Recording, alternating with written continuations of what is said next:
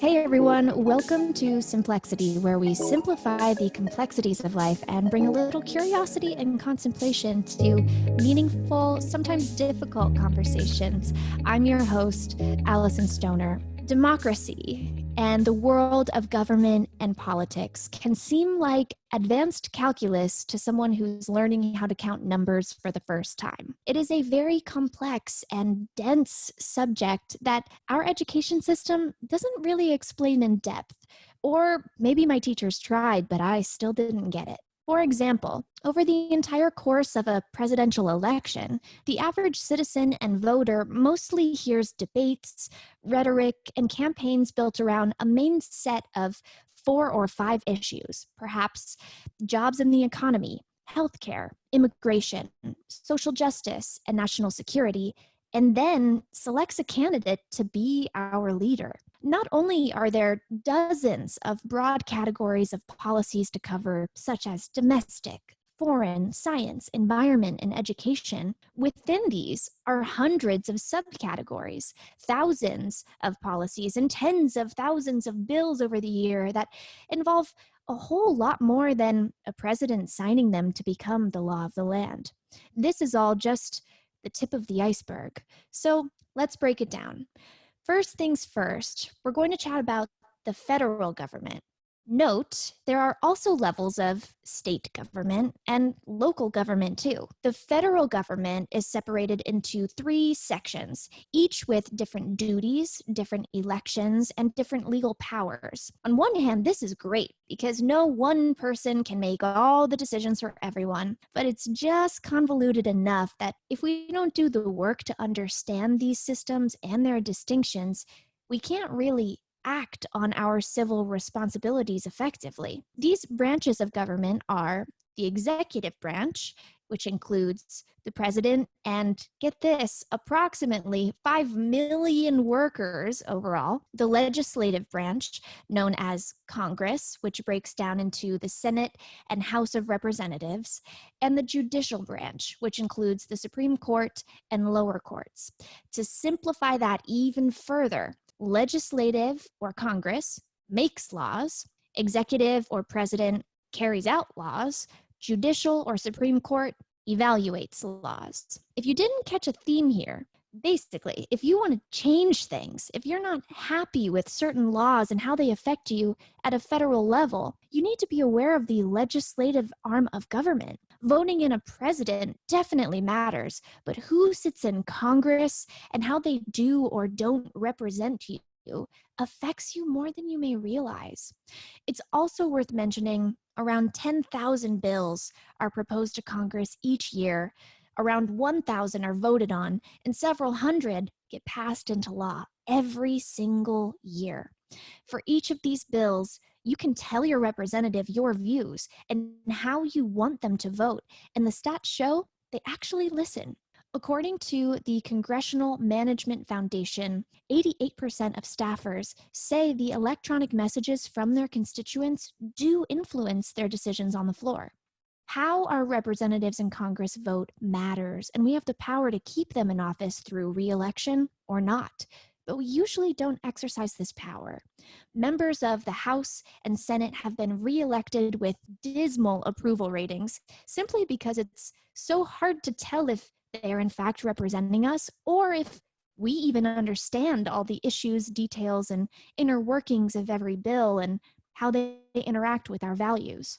It is not as simple as a party affiliation anymore, if it ever was, really. It matters on a micro level. So how do we know what it all means and if we're being represented so we can exercise our privilege of democracy and participate in real change? Today on Simplexity, we have Maria Yuan, the founder and CEO of Issue Voter, a free, nonpartisan online program and platform that encourages and informs civic action by connecting voters with bills that deal with issues they care about. It also informs them of the actions their representatives take on those issues. I would know this firsthand because I myself signed up after meeting Maria during a show we were both featured on. And I've since finally gained clarity and confidence with this process. I'm telling you, the interface of Issue Voter is just incredibly simple and straightforward. And I will keep gushing, I'm sure, over the course of this interview. So today we're going to examine how small one-time actions can invoke real legislative change, and then also talk about why petitions don't necessarily work, entrepreneurship, and so much more. Maria, welcome to Simplexity. Thanks for having me. Yes, I am so thrilled in such a critical time to be talking about these topics that we have you on board to disseminate some knowledge and wisdom for us.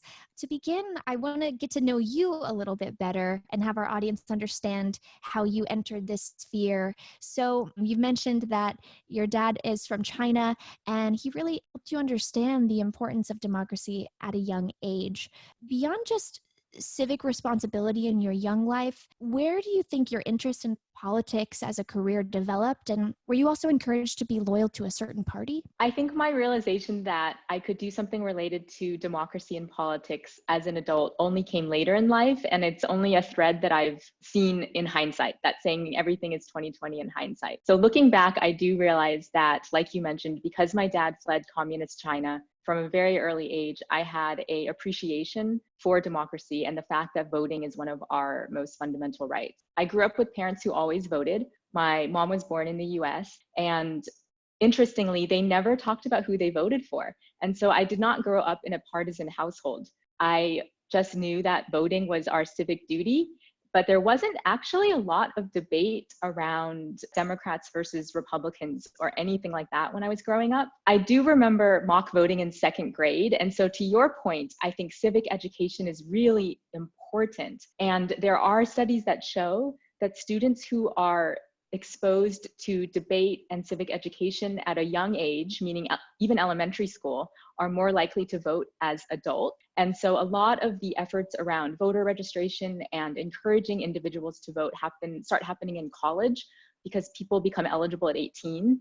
But I do think there needs to be more focus and effort on what happens at the younger ages of education and understanding our government. I also, in college, participated with a group of students to introduce and pass a bill, which was a really unique experience and something that made me feel powerful and made me feel like the system worked. I also, from that experience, went to intern for a rep while I was in college.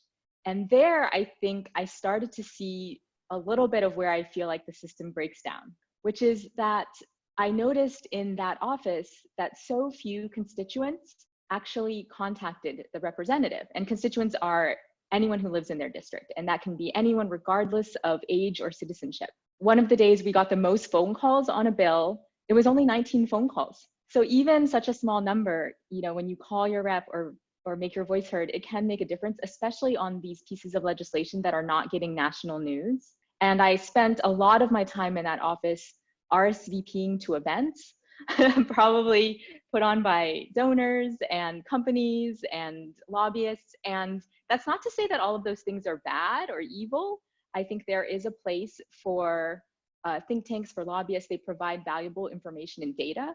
But I think that the problem is when people that we elect only hear from the most well-funded or well-organized groups. And I just went on a little bit of a big tangent to your simple question and took you through my whole life almost. But going back to like seeing politics as a career, I didn't see it as a career when I was younger. I majored in finance. I worked in financial services, but it was always a passion of mine. And so this is something where only more recently have I realized that I could turn this passion into something really concrete and hopefully see a big change and a vision for how all Americans can have their voices heard and how we can have a more representative Congress. Is that when you made the transition into entrepreneurship? It was a long time coming, but at the light bulb moment was that I was a campaign manager in Iowa. And I was frustrated by the fact that people could not answer the very simple, well, what should be a very simple question, which is my rep actually representing me?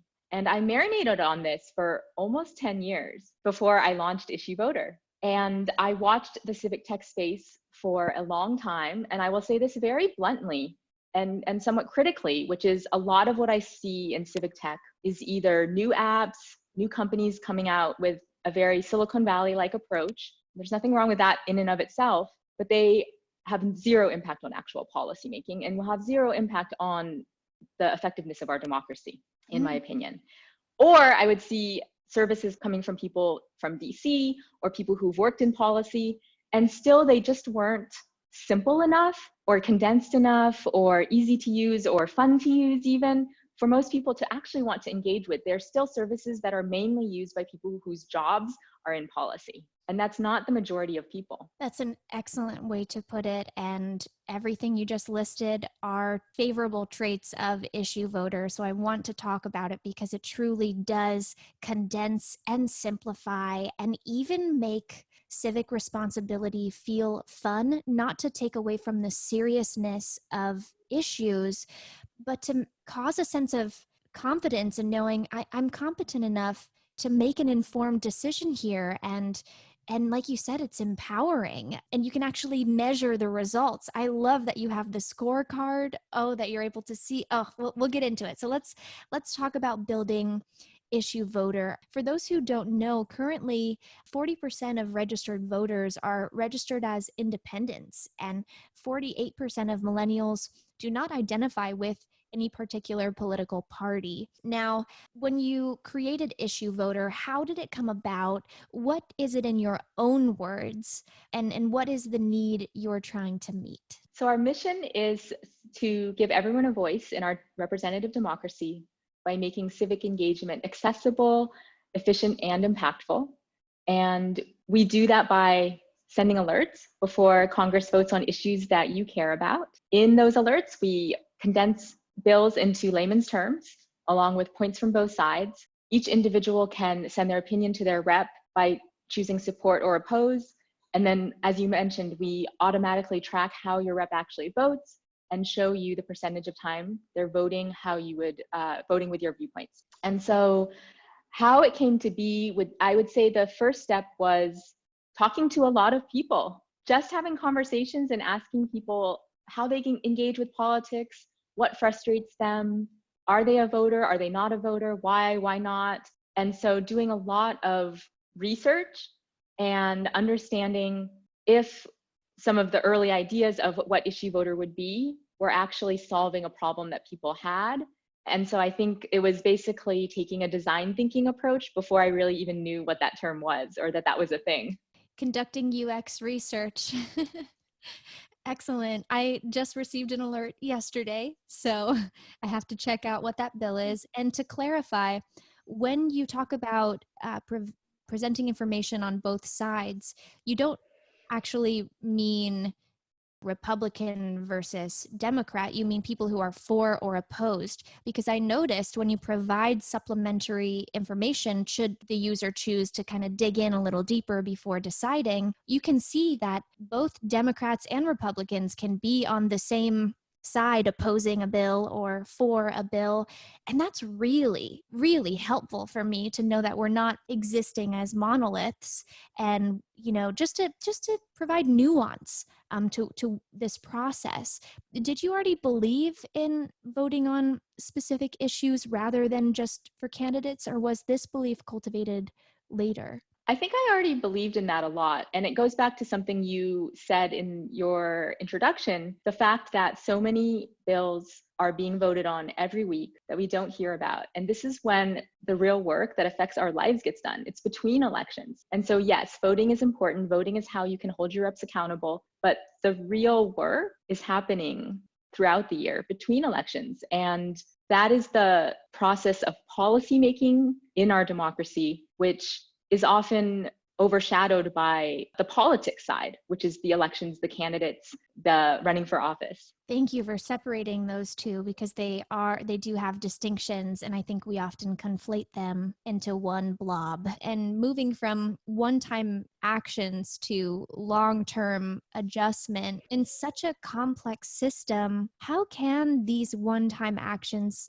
actually lead to long-term change? Do you have an example? One thing I wanted to say and share, and I think people know this now, but just in case, that every time you contact your rep, it is counted. It is tracked. And so it was interesting because I think people are more aware of that now, but when I started Issue Voter and would share that, sometimes people were surprised. So just in case, every time you contact your rep, it is tracked. It is tallied. It is noted. The staffers in the office put together reports for the member of Congress or the senators about what issues people contacted about, what their opinions were on a potentially weekly, bi-weekly, or monthly basis, depending on the office. And so that's one thing just to know. So when you're contacting your rep, it is not just going into a black hole. And I think the other way to really enforce accountability is to tie it to voting. So as we had talked about earlier, them being separate, like yes, the policy side and the election side are separate, but when you contact your rep, and if you are able to basically say, I support this bill, that's already great. But even better is being able to say, I support this bill and I potentially am not going to reelect you if I see that you don't. That's really accountability.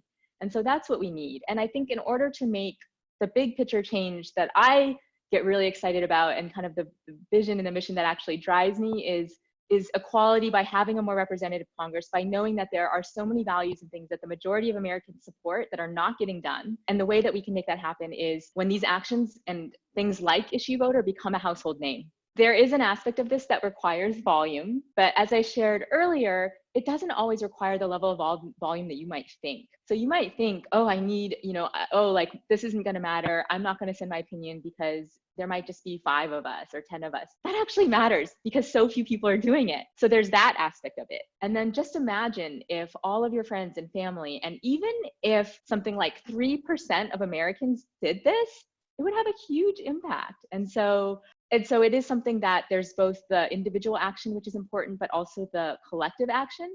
And in terms of examples of how we can influence a specific issue or a specific bill, I would say this: I don't think any one organization can take credit for that in every situation. So sometimes I get frustrated when I see organizations say, contact your rep, sign this petition. And I know we can talk about petitions too. And then once that action happens and the bill either does or doesn't pass, then all of those organizations like to tell their members, it's because of us that this happened. It might have been a piece of it, but I will say it is complex. There are a lot of different factors that go into whether or not a bill passes. So I really don't think any one organization can claim credit for that.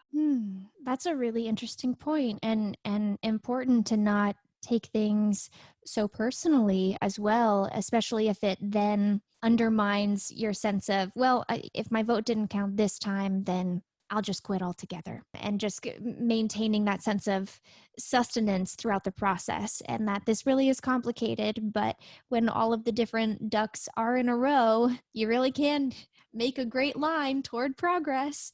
And I love that you pointed out that there are a majority of people who share these values. Even if we have different views on matters, fundamentally, there are some core things, because we haven't really heard a lot of information about where we're united as of late.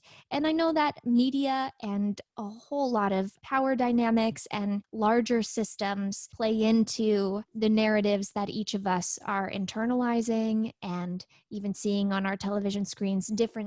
They differ state to state and textbook to textbook. And so let's dive a little bit into the divisiveness that we're seeing right now.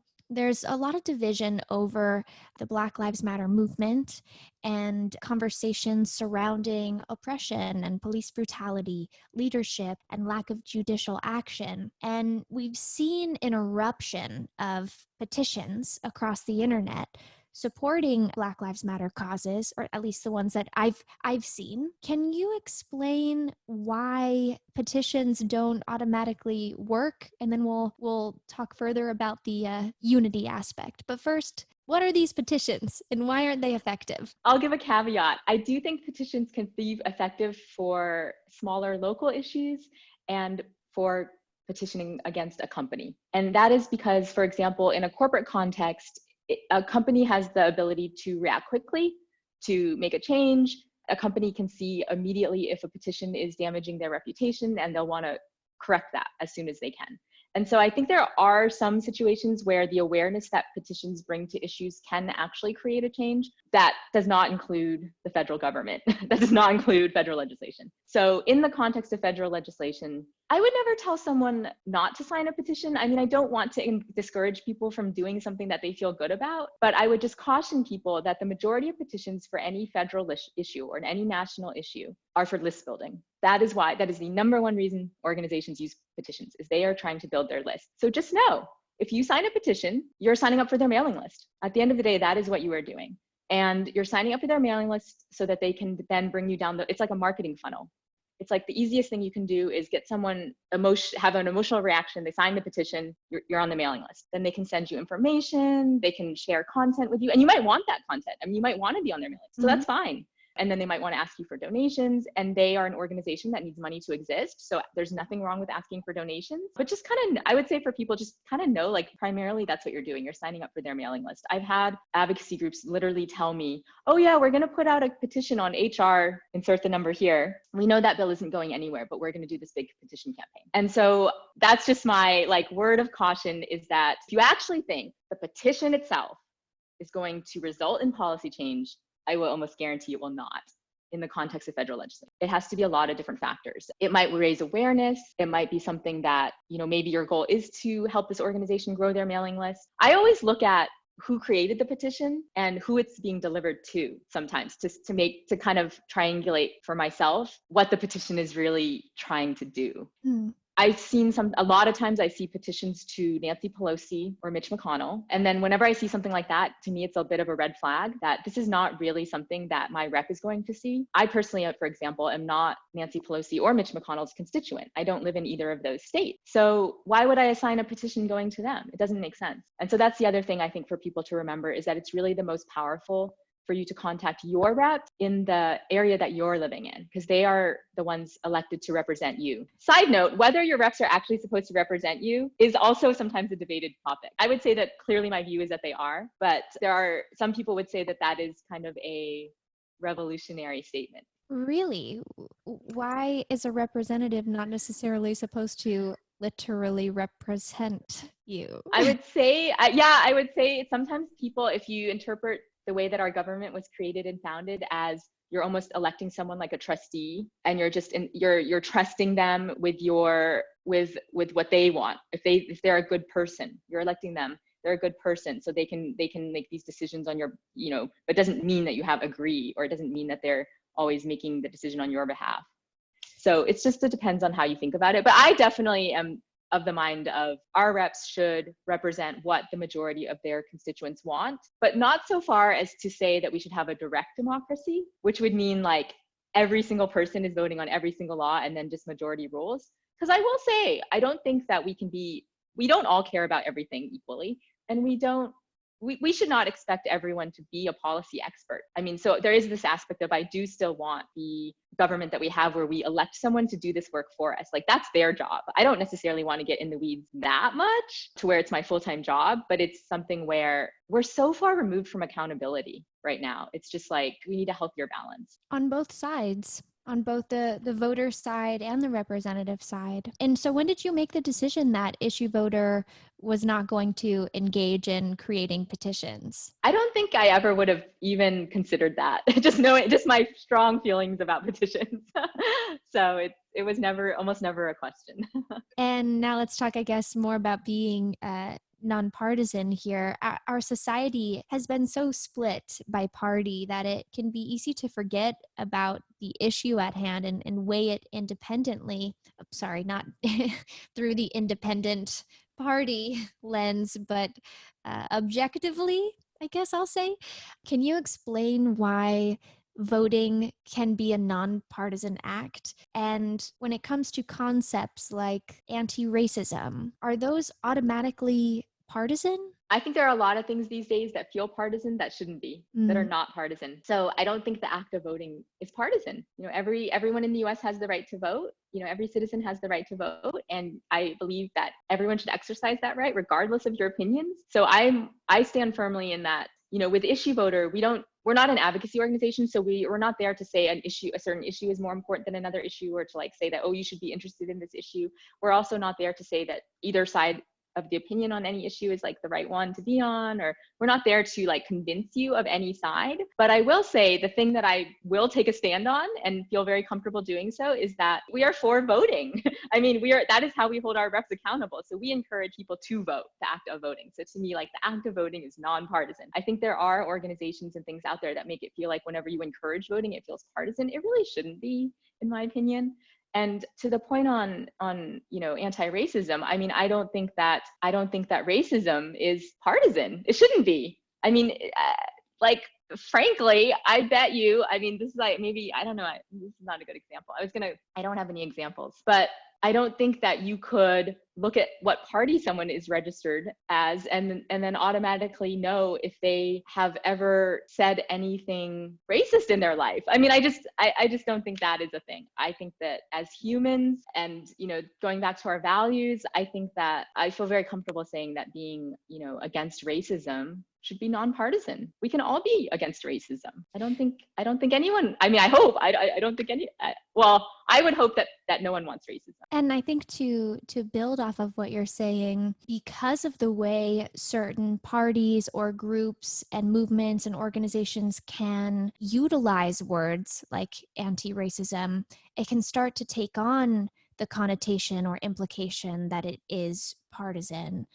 When in reality, if we can extract it from all of those narratives and really just examine it for what it is, there is a lot of space for each of us, in my understanding so far, to grow in our awareness of how racism and all of the isms interplay with our daily experiences with each other.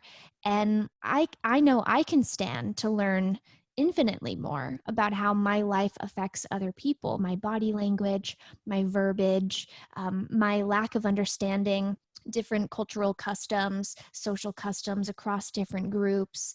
And that's just a matter of, placing understanding and compassion at the forefront and not assuming that just because a word has been lumped into a certain political party's agenda or however you'd like to craft it, that it's only limited to that purpose. So thank you for helping clarify that. And I want to ask about just becoming a more informed voter overall. We've talked about the importance of civic responsibility, and Issue Voter has made major strides connecting these missing pieces of communal civic action. But, there are many of us who are just getting to the voting age, or we're just becoming aware of these issues that we haven't been aware of. For instance, 2020 has been this monumental learning experience. One of the most important things I'm learning is how to translate this knowledge into taking action judicially and civically. And so what, in your words, what does it really mean to be an informed voter? That is a really good question. It sounds like it's a simple question, but I think it's pretty complex. I would say that to me, being an informed voter is having an understanding of the candidates that are running, what their opinions on issues are, what their stances are on various issues, and trying to triangulate that with which issues I care the most about. Because I also think there are a lot of people out there where if you ask someone, I mean, look, like we in the United States, we have a two-party system. So pretty much. And so if you ask most people, I suspect that most people would not say that they agree with every single platform item in the Democratic Party or every single platform item in the Republican Party. And so there is an aspect where people have to kind of prioritize which issues are going to be the ones that they vote on. And it doesn't mean being a single issue voter. It can be more than one issue. But I would say that trying to understand where the candidates stand on those issues, which is easier said than done, right? So the League of Women Voters, for example, will usually put out a voting guide. There's a website called votesmart.org, which also shares information about candidates. The way that we do it with Issue Voter, I think, is especially powerful for primary elections, because we have had many people tell us, you start using Issue Voter, and sometimes they are really happy and they are really excited to reelect their rep, and they have this sense of confidence of like, wow, I started using issue voter and I'm seeing my rep is actually representing me and I'm excited to reelect them. And then some people will see my rep is not representing me at all. This is horrible. And this might motivate them even more to vote. But at the same time, sometimes people are surprised. So some people will see, oh, this rep that I thought was representing me because I just assumed they were because of party affiliation potentially. So maybe someone, affiliates with a certain party and their rep is the same party. Sometimes they start to see that their rep is actually not necessarily representing them as much as they thought.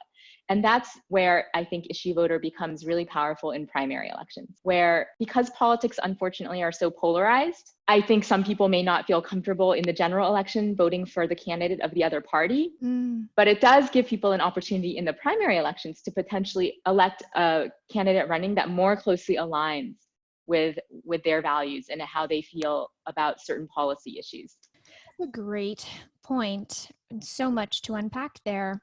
And because I've been using issue voter, I actually feel more at ease somehow when the presidential elections come around, because I'm able to know that I've been playing a part and becoming more and more and more and more aware of all of the pieces that are on the board for the entire duration between presidential terms. And so when the election comes up, I'm less overwhelmed overall when I see, the sense of being bombarded with, where do you stand on this and which candidate stands for that? And I'm like, oh, I actually not only understand what you're talking about, but I know the reps in my area, are they like where they stand on it. And it's I just really appreciate understanding sort of the interlocking system here.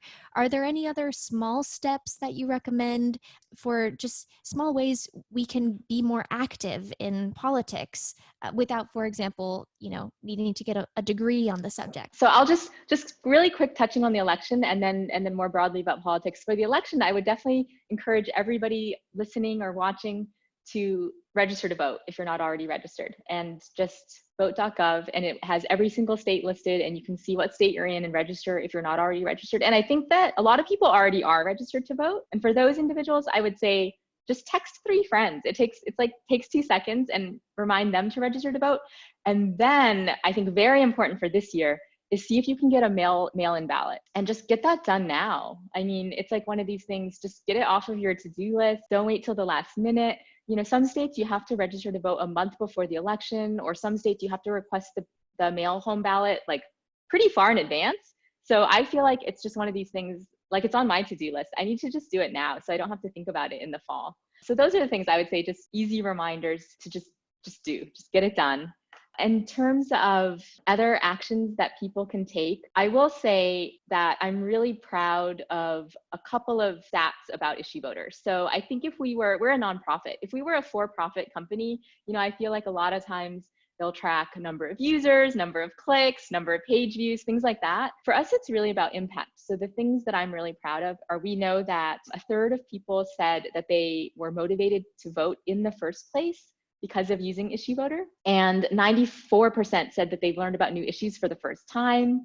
47% said that they were exposed to new viewpoints. So this is one of the points I wanted to mention about like what you can do year round. I think it's not you don't have to change your mind. You don't have to change your view, but I think even at least knowing what the other side is saying or how both sides are talking about the issues will help have those conversations, have difficult conversations potentially, and ask a lot of questions. And I think that can really help our country if more people who disagree start talking to one another in a way that's active listening, in a way that's compassionate, not arguing, not like what we see on, oh my gosh, it's so disheartening sometimes if I read like Twitter comments in the Twitter feed, I can't read those, but actually having a real conversation with somebody. And I think that the other thing that we're really proud of is 59% have said that issue voter has motivated them to take other forms of civic action. So that means specifically beyond registering to vote, also things like attending town hall meetings.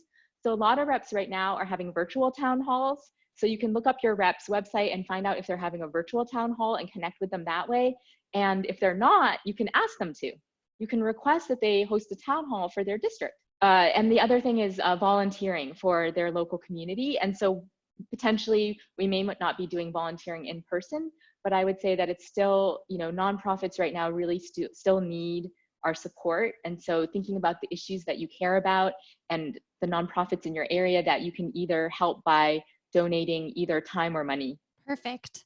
And speaking to those of us like myself who are introverted and who have some social anxiety, I've actually found that because we're at home, it has been an easier entry point for me to get more involved because I can attend these meetings virtually and grasp how they flow and what the nature of them, what that looks and feels like.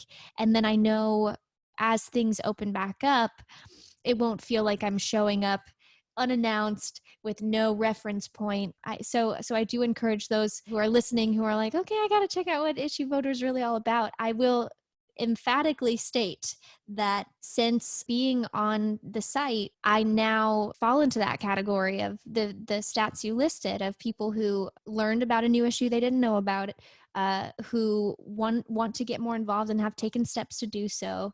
And that's, I mean, it really, like, I feel like a citizen. I don't, growing up, I didn't really have an understanding of what that word meant.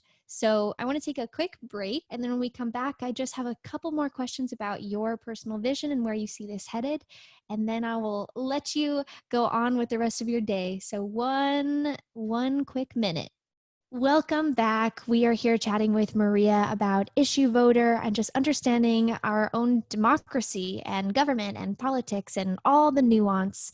I wanted to shift gears a little bit and ask about your vision for Issue Voter. You are the founder and CEO. And I guess before we even talk about vision, I just have a personal question because I'm imagining managing people who, come from a multitude of backgrounds is quite a skill, especially like with something that speaks straight to the core of our hearts and psyches and worldviews. How do you approach managing a team and then also keeping it by non-partisan? So with our team, we simply use tools that make it easy to work remotely. And so I also really enjoy giving people a lot of ownership and autonomy. And similar to how we want to really create transparency and accountability for our system and for reps, those are also values that we have as part of our stated values for the team. So transparency and autonomy and accountability. And so I think that lends itself to being able to work remotely really well. And we have people spanning a lot of different time zones. We have 2 weekly meetings a week. We have daily check-ins just through an app that we use. And so I think that has really enabled us to function well as a team together. And in terms of how we keep things nonpartisan amongst the team, to be honest, I don't know. It hasn't really come up yet as an issue. We select article topics to write about. We summarize legislation. We write a newsletter. And I think that we have editorial guidelines that we follow. And it doesn't really ever we haven't had a situation where anything's ever become contentious. And actually, even today, I had an intern tell me that she was like, Maria, actually, I don't know what your opinion is on this issue, or I don't really know where you stand. And I told her, oh, I guess that's a good thing, because that means, I'm not coming across as biased or, kind of leading the team to believe a certain thing. Mm-hmm. So I actually took that as a compliment that this individual who's been working with us for several months now was like, I don't actually know where you stand on politics. Wow. Yes, that's impressive. And you really are quite the entrepreneur and leader. So I know you've got a vision for where you want Issue Voter and other businesses to go in the future. What does that look like? What are you working on now with this 10th election coming up? What do you hope Issue Voter will accomplish for the health of democracy in this country and beyond? Yeah, so I definitely think that I see Issue Voter as being a part of the movement towards a healthier democracy. And I don't know if I would have said this 10 years ago, but I really do believe that our democracy is facing an existential crisis. And so it is more important than ever for people to be informed and to make their voices heard. And the vision is to create a more representative democracy so that together we can create the world we want to live in by making our voices heard. And at the end of the day, we are a nation built on laws, and policy change is what will create the lasting, sustainable change that we all envision for a better future. And so that is how I frame what we are working towards. More tactically, some of the things that we're working on. for the fall are partnering with organizations. And so we welcome really any individual or any organization to reach out to us if you are interested in sharing Issue Voter as a free resource for your community, for your audience, for your friends and family, schools, companies, whatever that world is for you. We really welcome you to reach out to us and for us to be able to share that with you. Please let me know again how we can continue amplifying Issue Voter across my platforms and Simplexity, and we can keep the conversation going, not just leading up to the election, but even thereafter, because I really, really strongly value and respect what you've created and designed. And I do agree that that mission it's palpable in every part of your platform. You can see how this really would aid in creating a healthier democracy and country overall. And I know that you've talked about kind of integrating mindfulness into the process of politics. What does that look like? Do you have anything to share on that right now, or is that still kind of formulating? That's something that I'm looking forward to your thoughts on as well. And we're still formulating it, but we will be putting out an article soon about mindfulness in politics. But it relates a little bit to what we were talking about earlier around active listening, around some of the science behind brain chemistry, and people get activated. Your brain gets activated in a certain way when you see certain things on social media or when you see something on the news, and there's this immediate, sometimes like emotional reaction. And so the mindfulness aspect is similar to how we always think about mindfulness, is like take a deep breath and like just being aware of like, what is this that I'm actually seeing, and being able to question things critically. And sometimes I think because things are polarized, if you read something from a certain source, or as Alyson, you were mentioning earlier, certain words that are being used, they can automatically make you assume something. Mm-hmm. But also just a lot of questioning around, is this assumption correct? Is the way that how else could this be interpreted? We have a draft, and so I'd love your input on it. I actually, as you were talking, have so many ideas already. I'm like, oh, you could do a 7-day kind of mindfulness meditation series even that integrates, hey, as you're approaching the elections, here are some different concepts we can meditate on and learn how to, like you said, breathe through them and witness our own thoughts and feelings and reactions in a non-judgmental way. And also, that's going to create the space for us to be able to hear and communicate with other people similarly. So that's exciting. I'm like, oh, okay, we'll have to sidebar and build something out if you want. Otherwise, I will be sharing that article. And so I'd love to. Yeah. So for those of us who want to learn more, how can we find you and follow you online? I would love everyone to sign up at issuevoter.org. It is a free service. It will always be a free service, free public service that, I feel very strongly that we're a nonprofit, and we really just exist for you, for your family, your communities, and for you to be more engaged. And we can also be found on every platform at Issue Voter. So Twitter, Facebook, Instagram, TikTok, Medium, at Issue Voter. Excellent. Is there anything else we missed that you want to cover today, or do you feel like that's a great foundational episode and we can always carry on another time? This has been great. Thank you so much, Alyson. Excellent. That was so informative, and I will be returning to this over the next several months as we scale into the frenzy of presidential elections. So now it's time for our weekly affirmations. Use these next phrases to challenge, refine, contemplate your current beliefs and approaches to politics, government, voting, etc. And I'll repeat each twice and then leave space in the third if you'd like to recite it out loud. Here we go. Number 1, I choose to be more politically aware this year. I choose to be more politically aware this year. Number 2, when I contact my representative, my voice matters. When I contact my representative, my voice matters. That's right, it does. Number 3, I select my leaders carefully and hold elected officials of both parties accountable. I select my leaders carefully and hold elected officials of both parties accountable. accountable. And lastly, I approach politics with mindfulness.